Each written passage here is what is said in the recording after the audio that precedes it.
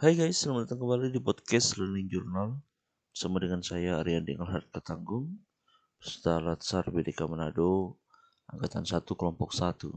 Dan saat ini saya akan coba sharing terkait pengalaman pembelajaran saya dalam mengikuti materi manajemen ASN yang diampu oleh Widya Iswara Ibu Seska Langitan. Dan dalam pembelajaran kali ini kami tentunya belajar secara sinkronus dan juga asinkronus. Sinkronus di mana kami bertatap muka langsung dengan Widya Iswara dan juga rekan-rekan peserta latsar lainnya, dan juga kami mempelajari materi ini secara asinkronus di mana kami mempelajari secara mandiri lebih mendalam dan juga mengerjakan tugas-tugas yang ada.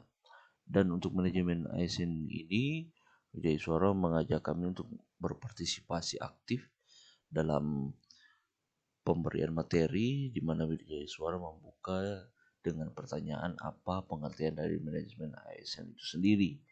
Dan manajemen ASN adalah suatu pengelolaan ASN untuk menghasilkan pegawai ASN yang profesional, memiliki dasar, memiliki etika profesi, bebas dari intervensi politik, bersih dari praktik KKN.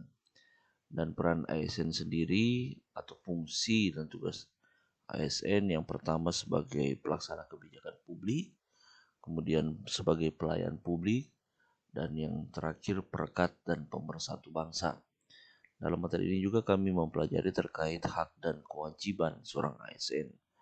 Dalam hal ini hak seorang ASN atau PNS itu memperoleh gaji, cuti, tunjangan, perlindungan, pengembangan kompetensi, jaminan pensiun, dan hari tua. Dan kemudian kami mempelajari perbedaan hak seorang PNS dan hak P3K, di mana perbedaannya terletak di jaminan pensiun dan hari tua tidak ada di P3K. Selanjutnya kami juga mempelajari terkait kewajiban ASN.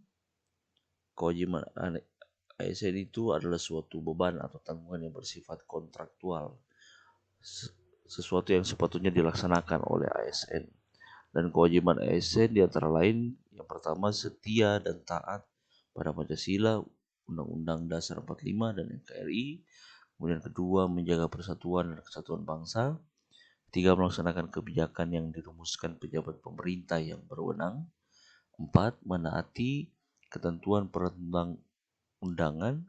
5, melaksanakan tugas kedinasan dengan penuh pengabdian, kejujuran, kesadaran, dan tanggung jawab. 6, menunjukkan integritas dan keteladanan dalam sikap, perilaku, ucapan, dan tindakan kepada setiap orang, baik di dalam maupun di luar kedinasan. 7, menyimpan rahasia jabatan dan hanya dapat membukakan rahasia jabatan sesuai dengan ketentuan peraturan perundang-undangan.